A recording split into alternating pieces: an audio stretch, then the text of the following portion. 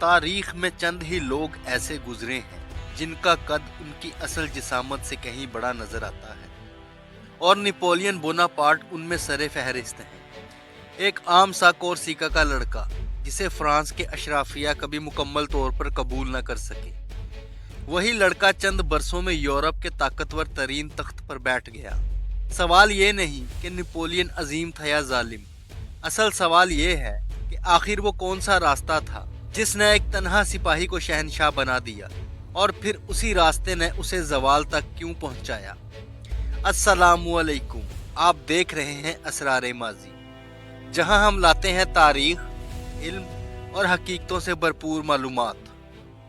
Napoleon Bonaparte 15 اگست 1769 کو جزیرہ Corsica میں پیدا ہوا، جو اسی سال فرانس کے قبضے میں آیا تھا۔ اس کا خاندان اطالوی نسل سے تعلق رکھتا تھا اور مالی طور پر متوسط درجے کا تھا، نہ بہت امیر اور نہ ہی انتہائی غریب۔ اس کے والد کارلو بوناپارٹ نے فرانس کی نئی حکومت سے تعلقات قائم کیے تاکہ بچوں کے لیے بہتر مستقبل بنایا جا سکے۔ نپولین بچپن سے ہی سنجیدہ مزاج، کم گو اور قدرے الگ تھلگ رہنے والا بچہ تھا، جو کھیل کود کی بجائے تاریخ اور جنگی حکمت عملی میں زیادہ دلچسپی رکھتا تھا۔ فرانس میں تعلیم کے دوران نپولین کو اکثر اجنبیت کا سامنا کرنا پڑا۔ اس کا لہجہ مختلف تھا، لباس سادہ تھا، اور فرانسیسی اشرافیہ اسے مکمل طور پر اپنا نہیں سمجھتی تھی۔ یہی احساس محرومی اس کے اندر ایک ضد اور خود کو منوانے کی شدید خواہش پیدا کرتا گیا۔ وہ ریاضی میں تیز تھا اور توپ خانے کے علوم میں غیر معمولی مہارت رکھتا تھا، جو بعد میں اس کی فوجی کامیابیوں کی بنیاد بنی۔ فرانسیسی انقلاب کے بعد فرانس کا پورا سیاسی اور سماجی ڈھانچہ ٹوٹ پھوٹ کا شکار ہو چکا تھا۔ صدیوں سے جو اشرافیہ صرف خاندانی نام اور دولت کی بنیاد پر طاقت میں بیٹھی تھی، وہ یا تو قتل کر دی گئی، جلا وطن ہو گئی، یا اپنی حیثیت کھو بیٹھی۔ انقلاب نے حسب نسب کے نظام کو چیلنج کیا، اور پہلی بار یہ تصور مضبوط ہوا کہ عہدہ قابلیت کی بنیاد پر ملنا چاہیے۔ اسی انتشار اور افراتفری کے ماحول میں فوج کو شدید بحران کا سامنا تھا، کیونکہ تجربہ کار جرنیل یا تو انقلاب کے مخالف تھے یا انہیں ہٹا دیا گیا تھا۔ ایسے میں ریاست کو ایسے نوجوان افسروں کی ضرورت پڑی جو وفادار بھی ہوں اور عملی صلاحیت بھی رکھتے ہوں۔ یہی وہ خلا تھا جس نے نپولین بوناپارٹ جیسے نوجوان افسر کے لیے رستے کھول دیے۔ نپولین کسی بڑے خاندان سے تعلق نہیں رکھتا تھا، مگر اس کے پاس وہ چیز تھی جو اس وقت سب سے زیادہ قیمتی تھی: فوجی علم، نظم و ضبط اور فیصلہ کن سوچ۔ توپ خانے میں اس کی مہارت، ریاضی پر گرفت اور میدان جنگ کو تیزی سے سمجھ لینے کی صلاحیت اسے دوسروں سے ممتاز کرتی تھی۔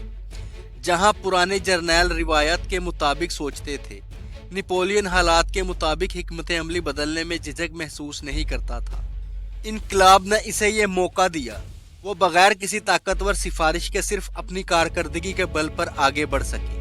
تاہم یہ ترقی صرف قابلیت کا نتیجہ نہیں تھی، بلکہ حالات کا فائدہ اٹھانے کی صلاحیت بھی اس میں شامل تھی۔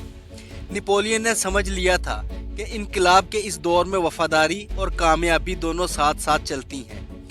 وہ نئی انقلابی حکومت کے قریب رہا، اس کے نظریات سے خود کو ہم آہنگ دکھایا، اور ہر اس موقع کو استعمال کیا جہاں وہ اپنی افادیت ثابت کر سکتا تھا۔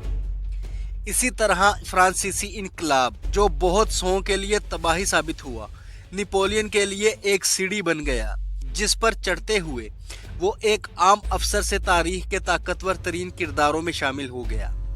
انقلاب کے دوران نپولین نے خود کو محض ایک سپاہی نہیں بلکہ ایک موقع شناس ذہن کے طور پر ثابت کیا۔ ٹولون کا محاصرہ دراصل وہ پہلا موقع تھا جہاں نپولین بوناپارٹ محض ایک نوجوان افسر سے ایک سنجیدہ فوجی دماغ کے طور پر سامنے آیا۔ 1793 میں ٹولون ایک اہم بندرگاہی شہر تھا جہاں شاہ پرستوں نے برطانوی بحریہ کی مدد سے بغاوت کر لی تھی۔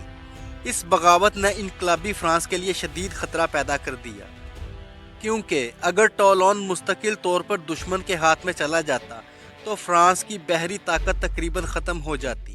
اس وقت فرانسیسی فوج الجھن کا شکار تھی، بار بار حملے ناکام ہو رہے تھے اور کوئی واضح حکمت عملی نظر نہیں آ رہی تھی۔ اسی دوران نپولین کو توپ خانے کی ذمہ داریاں دی گئی۔ اس نے سب سے پہلے علاقے کا باریک بینی سے جائزہ لیا اور یہ سمجھ لیا کہ شہر پر براہ راست حملہ کرنے کی بجائے بندرگاہ پر قابض پہاڑیوں کو نشانہ بنانا زیادہ مؤثر ہوگا۔ نپولین نے توپوں کو اس انداز سے ترتیب دیا کہ برطانوی جہازوں پر مسلسل اور شدید گولہ باری ممکن ہو سکے۔ جیسے ہی فرانسیسی توپ خانے نے ان مقامات پر قبضہ کیا، برطانوی بحریہ کو پسپا ہونا پڑا اور باغیوں کا حوصلہ ٹوٹ گیا۔ یہ حکمت عملی اس لیے غیر معمولی تھی کیونکہ اس وقت زیادہ تر جرنیل روایت کے مطابق سیدھا حملہ کرنے پر یقین رکھتے تھے، جبکہ نپولین نے دشمن کی اصل کمزوری کو نشانہ بنایا۔ ٹولون کی فتح کے بعد نہ صرف شہر دوبارہ فرانس کے قبضے میں آ گیا بلکہ نپولین کا نام انقلابی قیادت کی نظر میں آ گیا۔ اسے محض ایک خوش قسمت افسر نہیں بلکہ ایک ایسے شخص کے طور پر دیکھا جانے لگا جو محدود وسائل کے باوجود جنگ کا پانسا پلٹ سکتا تھا۔ یہی واقعہ نپولین کے فوجی کیریئر کا پہلا بڑا موڑ ثابت ہوا، جہاں سے اس کی تیز رفتار ترقی کا سلسلہ شروع ہو گیا۔ اٹلی کی مہم وہ مرحلہ تھا جہاں نپولین بوناپارٹ محض ایک باصلاحیت افسر نہیں رہا بلکہ ایک مکمل فوجی رہنما کے طور پر پہچانا جانے لگا۔ 1796 میں جب فرانسیسی حکومت نے اسے اٹلی کی فوج کی کمان سونپی تو اس فوج کی حالت نہایت خراب تھی۔ سپاہی بھوکے تھے، تنخواہیں بند تھیں، اسلحہ پرانا تھا اور نظم و ضبط تقریباً ختم ہو چکا تھا۔ حکومت خود بھی اس مہم کو زیادہ سنجیدگی سے نہیں لے رہی تھی اور نپولین کو ایک ایسی فوج دے کر بھیجا گیا جسے اکثر لوگ ناکام سمجھتے تھے۔ نپولین نے سب سے پہلے فوج کا حوصلہ بلند کرنے پر توجہ دی۔ اس نے سپاہیوں سے سیدھی اور سادہ زبان میں بات کی، انہیں یہ احساس دلایا کہ فتح صرف افسران کے لیے نہیں بلکہ ہر سپاہی کے لیے عزت اور بہتر زندگی لا سکتی ہے۔ اس نے وعدہ کیا کہ فتح کی صورت میں اٹلی کی دولت ان سپاہیوں کا حق ہوگی، جس سے فوج میں ایک نیا جذبہ پیدا ہوا۔ رفتار نپولین کی سب سے بڑی طاقت تھی، وہ دشمن کو سنبھلنے کا موقع ہی نہیں دیتا تھا اور اچانک حملوں کے ذریعے بڑے لشکروں کو چھوٹے دستوں سے شکست دیتا چلا گیا۔ حکمت عملی کے میدان میں بھی نپولین نے روایتی جنگی اصول توڑ دیے۔ اس نے دشمن کی متحدہ افواج کو براہ راست ٹکر دینے کی بجائے انہیں الگ الگ حصوں میں توڑا اور ایک ایک کر کے نشانہ بنایا۔ اس طرح عددی طور پر کم ہونے کے باوجود اس کی فوج زیادہ طاقتور دکھائی دینے لگی۔ تاہم یہاں ایک تنقیدی پہلو بھی سامنے آتا ہے کیونکہ نپولین نے فتح شدہ علاقوں سے بھاری مقدار میں دولت اور فن پارے فرانس منتقل کیے جسے وہ جنگی ضرورت کہتا تھا، مگر ناقدین کے نزدیک یہ لوٹ مار تھی۔ اس کے باوجود اٹلی کی مہم نے نپولین کو فرانس کا ہیرو بنا دیا اور یہی وہ مقام تھا جہاں اس کی اصل پہچان یورپ بھر میں قائم ہوئی۔ اٹلی کی شاندار فتوحات کے بعد نپولین بوناپارٹ فرانس میں صرف ایک جرنیل نہیں رہا بلکہ ایک عوامی ہیرو بن چکا تھا۔ اخبارات اس کی کامیابیوں سے بھرے ہوئے تھے، اس کی تصویریں اور بیانات پورے ملک میں پھیلائے جاتے اور عوام اسے انقلاب کا محافظ سمجھنے لگی۔ یہ شہر نپولین کے لیے طاقت بھی تھی اور خطرہ بھی، کیونکہ فرانس کی سیاسی قیادت کو یہ خوف لاحق ہونے لگا تھا کہ کہیں یہ مقبول جرنیل خود ان کے لیے خطرہ نہ بن جائے۔ اسی پس منظر میں مصر کی مہم کا منصوبہ سامنے آیا، جسے بظاہر قومی مفاد کا حصہ دکھایا گیا، مگر اس کے پیچھے سیاسی حساب کتاب بھی شامل تھا۔ مصر کی مہم کا بنیادی مقصد برطانیہ کو کمزور کرنا تھا، کیونکہ اس وقت برطانیہ فرانس کا سب سے بڑا دشمن تھا اور سمندری طاقت کے باعث اسے براہ راست شکست دینا ممکن نہیں تھا۔ فرانس کی حکومت نے سوچا کہ اگر مصر پر قبضہ کر لیا جائے تو برطانیہ کے ہندوستان تک تجارتی راستے متاثر ہوں گے۔ نپولین کے لیے یہ مہم ایک سنہری موقع تھی۔ ایک طرف اسے یورپ سے دور بھیجا جا رہا تھا تاکہ اس کی بڑھتی ہوئی شہرت سیاسی خطرہ نہ بنے، اور دوسری طرف اسے ایک ایسی مہم مل رہی تھی جو اسے عالمی سطح پر عظیم فاتح بنا سکتی تھی۔ نپولین اس مہم کو محض فوجی کارروائی کے طور پر نہیں دیکھ رہا تھا بلکہ وہ خود کو سکندر اعظم کی طرح مشرق میں ایک عظیم کردار کے طور پر دیکھنے لگا تھا۔ اسی لیے وہ فوج کے ساتھ ساتھ سائنسدانوں، ماہرین آثار قدیمہ اور نقشہ سازوں کو بھی لے گیا تاکہ مصر کو فتح ہی نہ کیا جائے بلکہ اسے سمجھا اور دستاویزی شکل میں محفوظ بھی کیا جائے، مگر یہی شہرت اور خود اعتمادی آگے چل کر اس کے لیے مسائل بھی کھڑے کرنے والی تھی، کیونکہ مصر وہ مقام بنا جہاں نپولین کی کامیابیوں کے ساتھ ساتھ اس کی غلطیاں بھی نمایاں ہوئی، مگر فوجی لحاظ سے حالات اس کے حق میں نہ رہے۔ مصر پہنچنے کے کچھ ہی عرصے بعد نپولین کو ایک ایسی ضرب لگی جس نے پوری مہم کی بنیادیں ہلا کر رکھ دی۔ 1798 میں برطانوی بحریہ کے مشہور ایڈمرل ہوریٹو نیلسن نے نیل کی جنگ میں فرانسیسی بیڑے پر اچانک اور فیصلہ کن حملہ کیا۔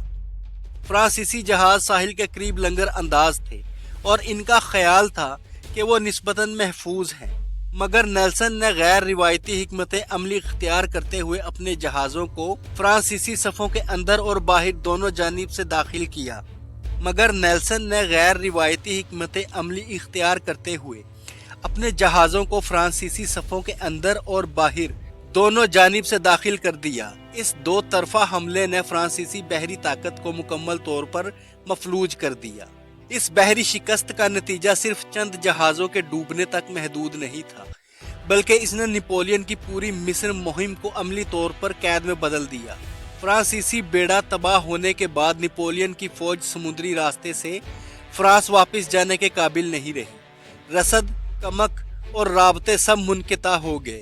اب نپولین ایک ایسی سرزمین پر موجود تھا جہاں وہ جیت تو سکتا تھا مگر نکل نہیں سکتا تھا۔ یہ صورتحال اس کی اب تک کی فتوحات کے بالکل برعکس تھی، کیونکہ پہلی بار وہ ایک ایسی جنگ میں پھنس چکا تھا جہاں فیصلہ اس کے ہاتھ میں نہیں رہا تھا۔ یہاں نپولین کی شخصیت کا ایک اور پہلو سامنے آتا ہے۔ اس نے اس شکست کو عوام سے چھپانے کی کوشش کی اور مصر میں خود کو ایک فاتح کے طور پر پیش کرتا رہا۔ مقامی آبادی کو متاثر کرنے کے لیے اس نے خود کو اسلام کا حامی ظاہر کیا اور انتظامی اصلاحات کی بات کی، مگر حقیقت یہ تھی کہ نیلسن کی اس کامیابی نے نپولین کو عالمی سطح پر کمزور کر دیا تھا۔ یہ وہ لمحہ تھا جہاں اس کی غیر معمولی ذہانت کے ساتھ ساتھ اس کی سیاسی چالاکی بھی نمایاں ہوئی، کیونکہ اسی پھنساؤ کے باوجود وہ آگے چل کر اس صورتحال کو اپنے حق میں موڑنے میں کامیاب ہو گیا۔ قاہرہ میں بغاوت نپولین کی مصر مہم کا وہ سیاہ باب ہے جہاں اس کی شخصیت کا وہ رخ سامنے آتا ہے جسے نظر انداز کرنا ممکن نہیں۔ فرانسیسی قبضے کے بعد مقامی آبادی میں بے چینی بڑھتی جا رہی تھی، کیونکہ ٹیکسوں میں اضافہ، مذہبی حساسیت کو ٹھیس اور غیر ملکی فوج کی موجودگی نے عوام کے غصے کو بھڑکا دیا تھا۔ اکتوبر 1798 میں یہ غصہ کھل کر بغاوت کی شکل میں سامنے آیا، جب قاہرہ کی عوام اور علماء نے فرانسیسی اقتدار کے خلاف ہتھیار اٹھا لیے اور شہر کے مختلف حصوں میں جھڑپیں شروع ہو گئی۔ نپولین نے اس بغاوت کو محض ایک عوامی احتجاج نہیں بلکہ اپنی طاقت کے لیے براہ راست چیلنج سمجھا۔ اس نے فیصلہ کن اور انتہائی سخت کارروائی کا حکم دیا۔ فرانسیسی توپ خانے کو شہر کے گنجان علاقوں اور خاص طور پر جامعہ ازہر کے اطراف میں استعمال کیا گیا، جو مصر کے مذہبی اور علمی مرکز کی علامت تھا۔ سینکڑوں افراد مارے گئے، متعدد علماء گرفتار ہوئے اور کئی کو عبرتناک سزائیں دی گئیں۔ یہ کارروائی بغاوت کو وقتی طور پر کچلنے میں کامیاب ہو گئی، مگر اس نے فرانسیسی اقتدار کے خلاف نفرت کو مزید گہرا کر دیا۔ یہی وہ موڑ ہے جہاں نپولین کو صرف ایک عظیم جرنیل کے طور پر پیش کرنا مشکل ہو جاتا ہے۔ ایک طرف وہ نظم و ضبط، حکمت عملی اور ذہانت کی مثال تھا، اور دوسری طرف اس نے اقتدار کو برقرار رکھنے کے لیے بے رحمی کا راستہ بھی اختیار کیا۔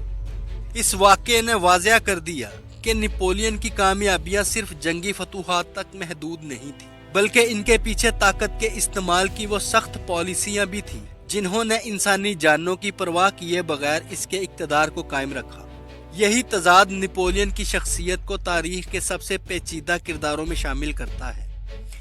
جب فرانس میں سیاسی انتشار شدت اختیار کرنے لگا تو نپولین نے وہ فیصلہ کیا جس نے اس کی ذہانت کے ساتھ ساتھ اس کے موقع پرستی کو بھی بے نقاب کر دیا۔ 1799 تک فرانس کی انقلابی حکومت، جسے ڈائریکٹری کہا جاتا تھا، شدید کمزوری کا شکار ہو چکی تھی۔ معاشی بحران، عوامی بے چینی، فوجی ناکامیاں اور اندرونی سازشیں حکومت کو کھوکھلا کر رہی تھی۔ नेपोलियन को मिस्र में रहते हुए भी खुफिया जराए से इन हालात की खबरें मिल रही थी और वो ये बात बखूबी समझ चुका था कि अगर इसने बरवक्त कदम न उठाया तो फ्रांस में इक्तदार का ये खिला कोई और पुर कर लेगा। इसी मौके पर नेपोलियन ने एक निहायत जुर्रतमंदाना मगर इखलाकी तौर पर मुतनाज़िया फैसला किया। इसने अपनी फौज जो पहले ही बरतानवी बहरी नाकाबंदी के बाइस मिस्र में फंसी हुई थी वही छोड़ने का फैसला किया और चंद करीबी साथियों के साथ खुफिया तौर पर फ्रांस रवाना हो गया। ये कदम फौजी असूलों के खिलाफ समझा जाता है क्योंकि एक कमांडर से तवक्को की जाती है कि वो अपनी फौज के साथ रहे। खास तौर पर ऐसी मुश्किल सूरत हाल में बहुत से अफसरों और सिपाहियों ने बाद में इसे एक किस्म की तर्के जिम्मेदारी करार दिया क्योंकि वो एक गैर मुल्की सरजमीन पर गैर यकीनी हालात में तन्हा रह गए थे। ताहम नेपोलियन ने इस फैसले को अपनी सियासी बसीरत के तौर पर पेश किया। फ्रांस वापस पहुंचते ही इसने खुद को एक निजात दहिंदा के तौर पर मुतारिफ करवाया जो मुल्क को बदअनवान और नाकाम सियासतदानों से बचाने आया था। हैरत अंगेज तौर पर मिस्र की नाकामियों और फौज को छोड़ने की हकीकत को अवाम से बड़ी हद तक छुपा लिया गया और इसकी साबिका फतूहात को बढ़ा चढ़ाकर पेश किया गया। यही वो लम्हा था जहां नेपोलियन ने साबित किया कि वो सिर्फ मैदान जंग का माहिर नहीं बल्कि राय आमा और सियासत को मोड़ने का हुनर भी रखता है। इस खतरनाक फैसले ने एक तरफ इसके किरदार पर सवालात उठाए मगर दूसरी तरफ यही कदम इसे फ्रांस की आला तरीन ताकत ले जाने की बुनियाद भी बन गया। फ्रांस वापसी के बाद यही वो मोड़ था जहां नेपोलियन की जिंदगी ने एक नई शक्ल इख्तियार की। अब वो सिर्फ मैदान जंग का फातेह जर्नैल नहीं रहा था बल्कि अमली तौर पर फ्रांस का हुक्मरान बन चुका था। 1799 की बगावत जिसे तारीख में कोदेता कहा जाता है के जरिए इसने कमजोर डायरेक्टरी हुकूमत का खात्मा किया और खुद को सबसे ताकतवर ओहदे यानी फर्स्ट कौंसल पर फाइज कर लिया। अवाम एक मजबूत क़यादत के ख्वाहां थे इसलिए नेपोलियन को एक ऐसे शख्स के तौर पर कबूल किया गया जो इनकिलाब के बाद पैदा होने वाले इंतशार को ख़त्म कर सकता था। इस मरहले पर इसकी जहानत, नज़्मो ज़ब्त और फैसला साजी ने वाकई फ्रांस को सहारा दिया। नेपोलियन ने इक़्तिदार में आते ही इंतज़ामी इस्लाहात का आगाज़ किया। इसने टैक्स का निज़ाम बेहतर बनाया, रियासती अदारों को मुनज़्ज़म किया, तालीम के लिए नए ढांचे कायम किए और सबसे बढ़कर नेपोलियन कोड नाफिज किया जिसने कानून को आम आदमी के लिए वाज़िया और यकसा बना दिया। इस कानून के तहत शहरियों को बराबरी, जायदाद के हकूक और मजहबी आज़ादी जैसी जमानतें दी गईं जो इस वक्त यूरोप में एक बड़ी पेशरफ्त समझी जाती थी। इन्हीं इस्लाहात की बदौलत फ्रांस में इस्तेहकाम आया, मईशत संभलने लगी और एक थकी हुई कौम को दोबारा एतमाद मिला। यही वजह है कि बहुत से लोग आज भी नेपोलियन को एक अजीम, मुंतजिम और इस्लाह पसंद हुक्मरान मानते हैं। मगर इसी दौरान ताकत का एक और रुख भी सामने आने लगा। नेपोलियन ने आहिस्ता आहिस्ता तमाम इख्तियारात अपने हाथ में समेटना शुरू कर दिए। अखबारात पर पाबंदियां लगी, इख्तलाफी आवाज़ों को दबाया गया और जमहूरी अदारे महज नाम के रह गए जो इस बात की इलामत था कि अब वो इनकलाब के असूलों से कहीं आगे निकल चुका है।